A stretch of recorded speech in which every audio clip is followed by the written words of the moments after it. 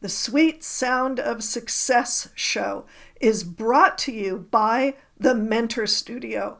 The Mentor Studio is an exclusive mentoring and training program for social influencers, business owners, entrepreneurs, coaches, and startups, bringing personal development to the underserved around the world.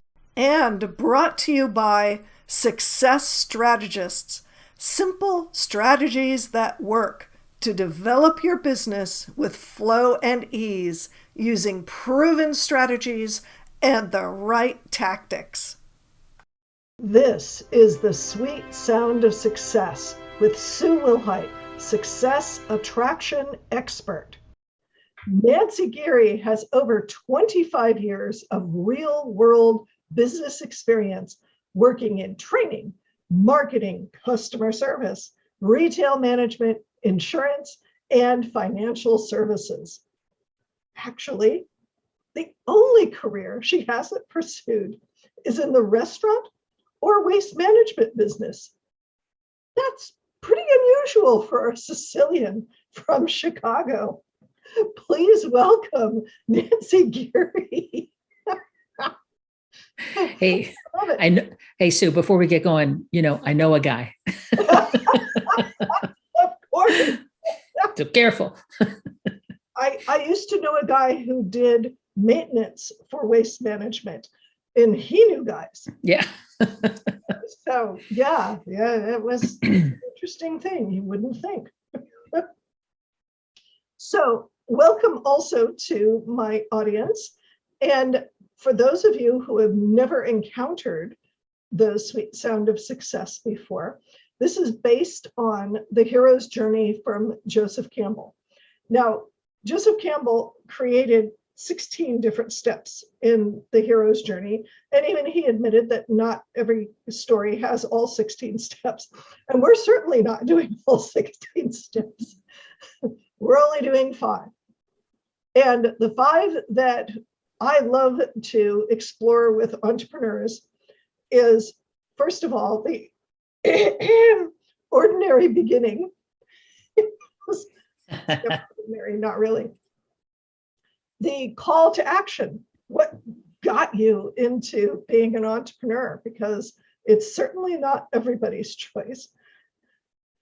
The big hairy monsters that you got to play with as part of your entrepreneurial journey. Maybe that was the call to action, was playing and dancing with some of those big hairy monsters. And certainly after one starts an entrepreneurial journey, big hairy monsters come out of the closet, the woodwork, the ground, the forest, wherever. Now, in order to deal with those big hairy monsters, what an entrepreneur really needs, and I think it's so important, are allies, guides, mentors, coaches, Gandalfs, Dumbledores, even Ron and Hermione's. Somebody who helps, right?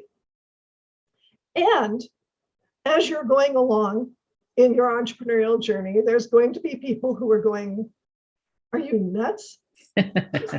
Is entrepreneur like a diagnosis?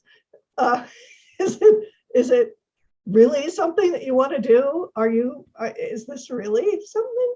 So I love that part because people have so many different answers. Some entrepreneurs come from entrepreneurial families, and it's normal to do that, and it's abnormal to go get a job. For some people, they have to hide it from their families. It's just not okay.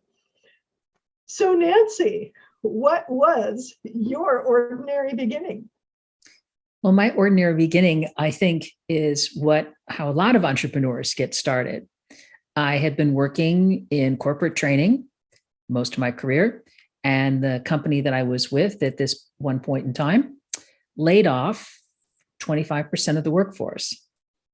Ouch. So there I was with my 2 weeks of severance, and I had 2 roads that I could go down. One was to get another job, and the other was to start my own business. And I thought, since I didn't have any downside risk, I wasn't going to be walking away from a big salary. Well, why not try to do my own thing? So really the layoff was what prompted me to make a shift. And that was back in 1998. Cool. Yeah. 2 weeks of severance. Oh my goodness. Yeah. Woohoo. And I was at the top of the scale for unemployment, but that's only going to get you so far. Right. Right. When they're laying off, this is not their highest priority. No. It's to retain employee loyalty through. Not going to happen. Right. So your call to action was potentially a devastating thing. Mm-hmm. Right. That was kind of a monster. Because you lose your identity when you lose your job. Right.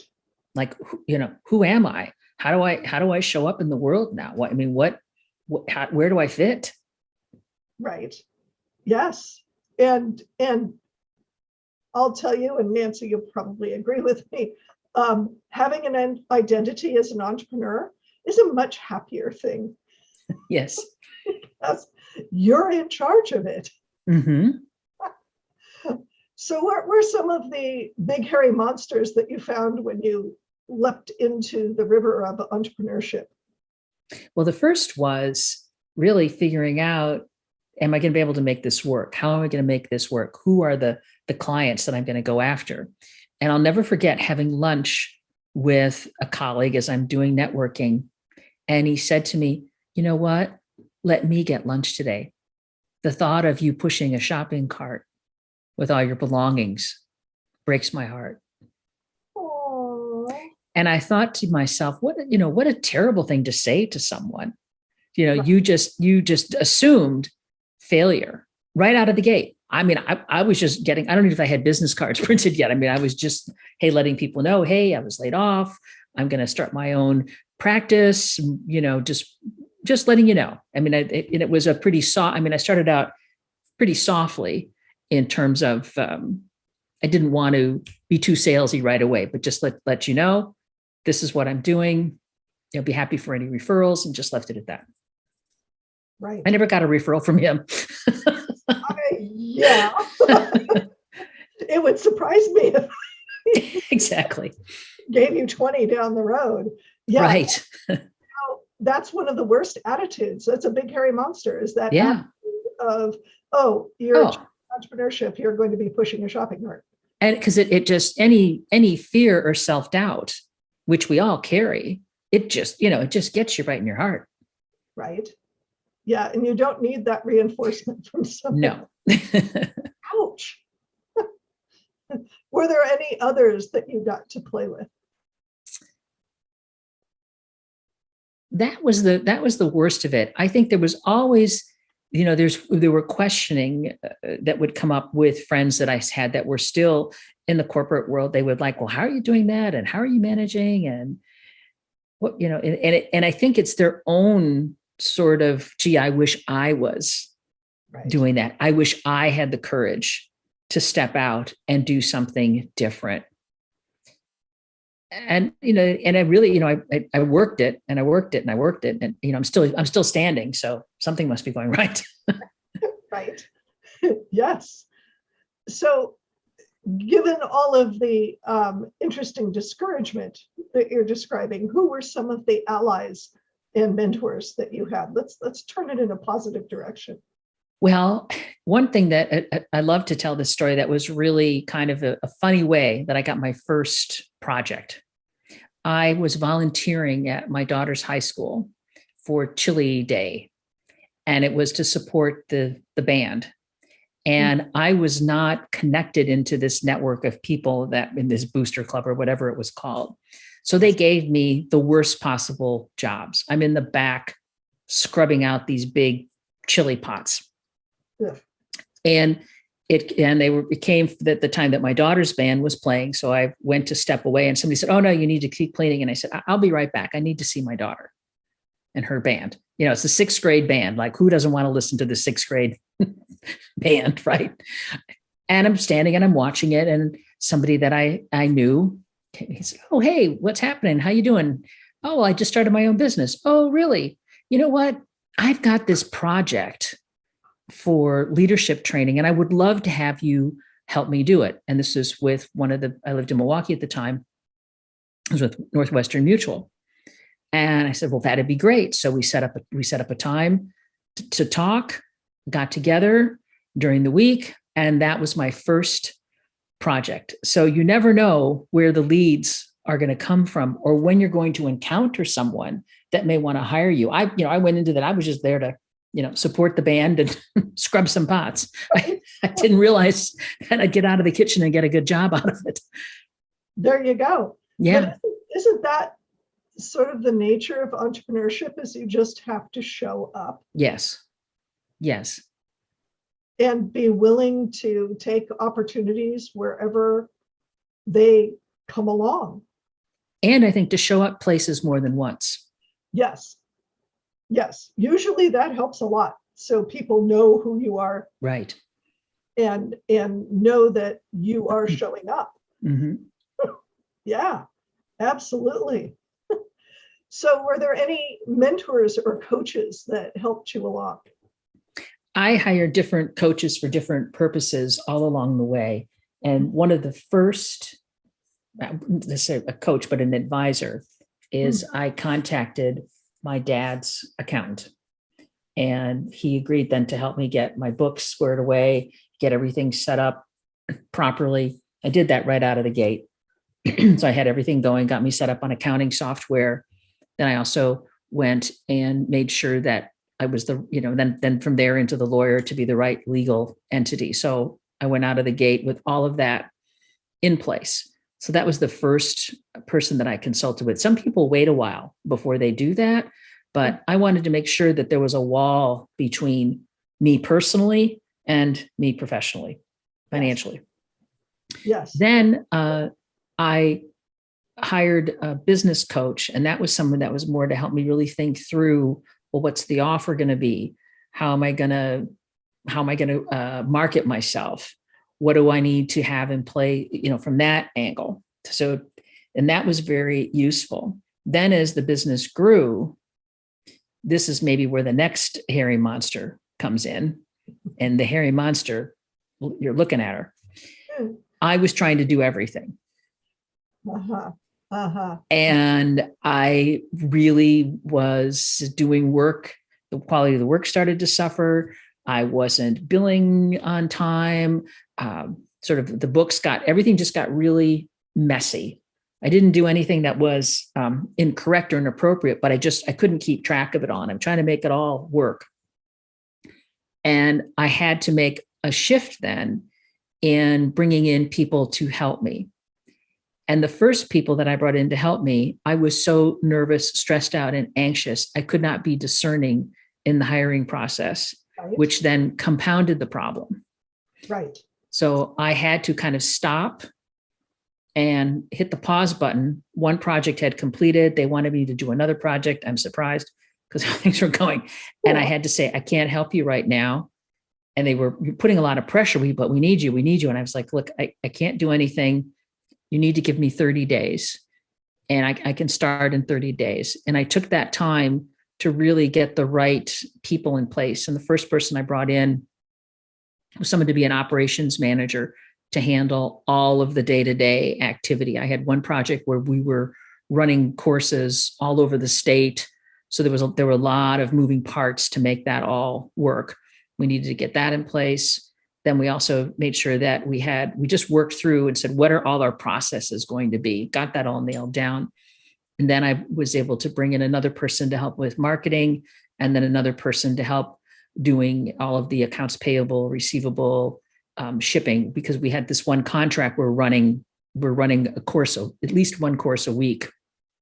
Wow. And that was a time when you had physical copies of everything. So materials had to get places, and nothing was virtual at that point. It was all in person. And so there's just a lot of details that needed to be managed. So we got it all running. And the biggest lesson that I learned from that is you have to, sometimes things get really busy and business starts to pick up. You have to have things in place so that you're ready to scale. Right, right. One of my first jobs was documenting somebody else's code. And I learned in that 6-month period, document, because It's cheaper, easier, faster to document as you go, and at least give people clues and breadcrumbs. Right. Then when you scale, it applies to code and it applies to processes in your business. Then when you scale, you're documented. You could always shove it off to somebody else. Mm-hmm. For me, it's because I forget steps. Yeah. What's happening next, right? What am I supposed to do? I only do this once every quarter. What am I doing again? Oh yeah, there's that list. Much easier. Mm-hmm.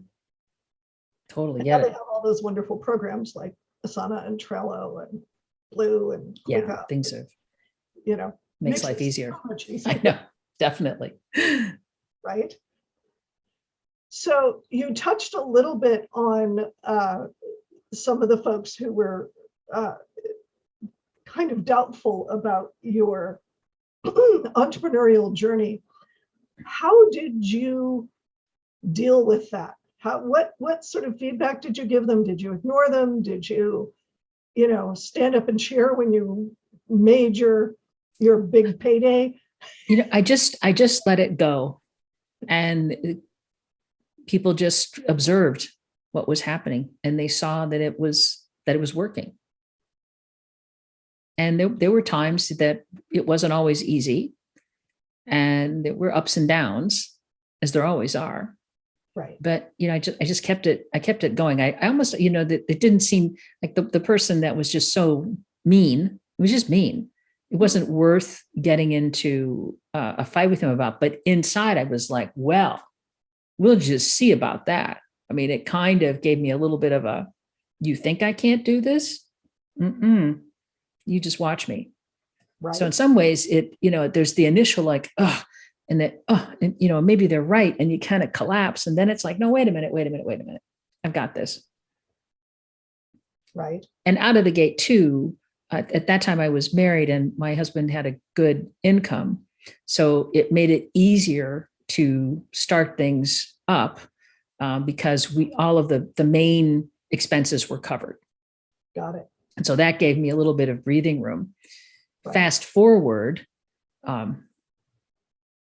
things getting very difficult, him not earning a great salary, I become the primary earner, and we end up getting divorced as a result of that and other items. But that shifted, and it was because it became more challenging. It was like, this is all up to me.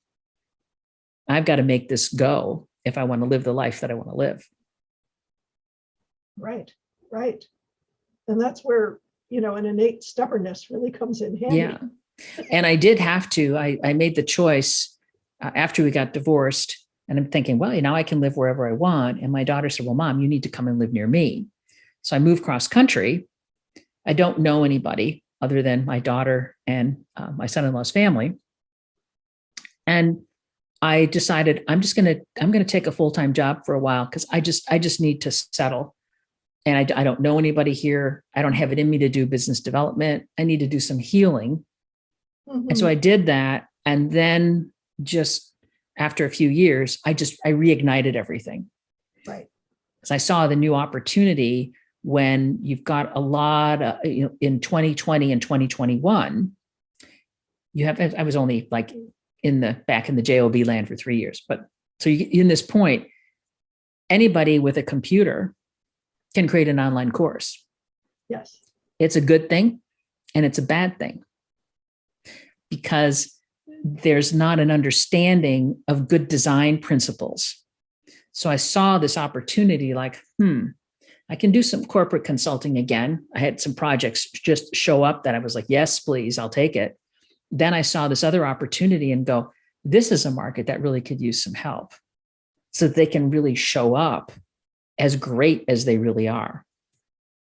So I've been working to help them get off the ground. And now that things have been out there for a while, I've come up with this idea of becoming a course stylist. So you've had your product out there for a while, and you're like, why aren't people aren't buying it, or they buy it, they don't stay the course. What's going on here? To kind of go through and evaluate the program and help them to elevate it and make it even better. So it's sort of like this, everything kind of fell into place for me at the right time. I got my mindset back. I got, my confidence back. I was ready to go. And then, the world took a weird turn, but I saw the opportunity in it. Yeah. Yeah. It's great. That's fabulous. So, Nancy, I have a bonus question. Oh boy. Are there points involved? 2 million karma points. Okay. Yay. I'll take it. So if somebody showed up on your doorstep and said, Nancy, I want you to help me. I am your perfect client. I am your dream client. And it would be somebody that you would go, yes, thank you. Oh my God, this is so great. Who would they be? What would they be doing? What wonderful things would they bring to the table that you would just be, oh yeah, let me help? Okay. People that I really love to work with, where it's the trifecta of the entrepreneur that's an author, speaker, and coach. And they have great programs that they want to sell to corporations. And they're looking at, well, how can I do this? Can I do a licensing agreement? What's the best way to set it up? I love to work with that crowd.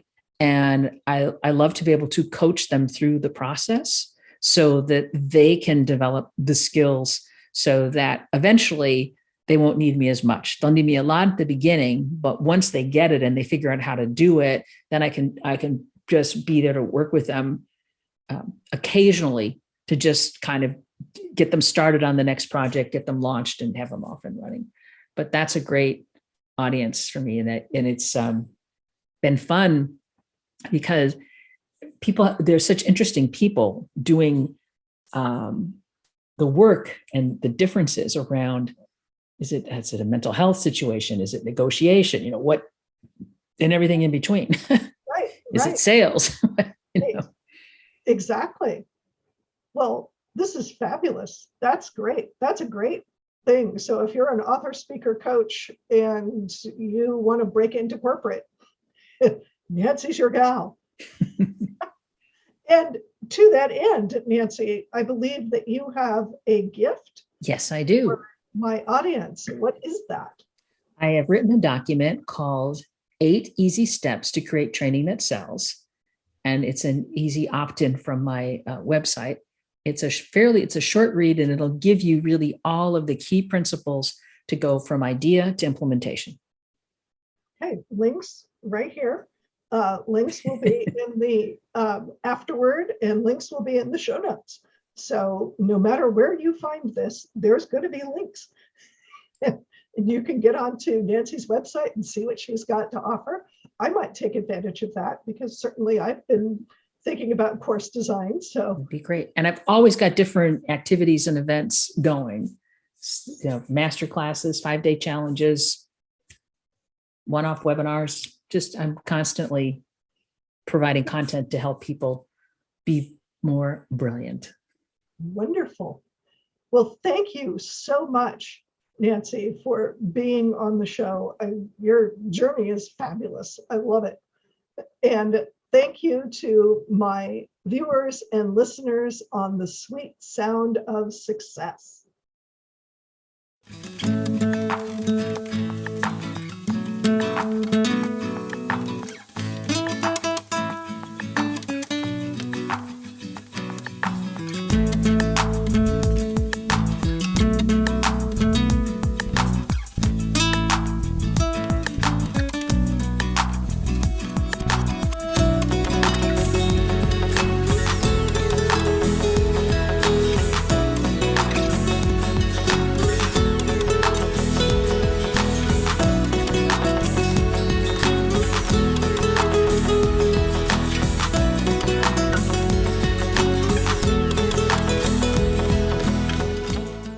What are your dreams for your business?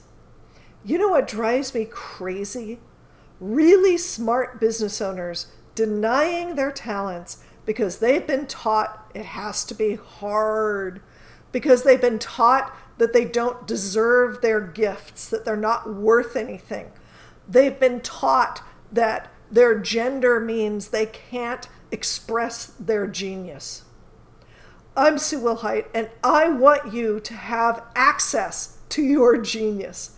I want you to go out and rock the world with your genius. So I created the Call to Action coaching program. It's all about getting to the heart of you and what you've got to share with the world to make a profitable business that thrives and allows you to make a difference in the world. Click the link to sign up for the Call to Action coaching program today. Don't let your genius go unnoticed.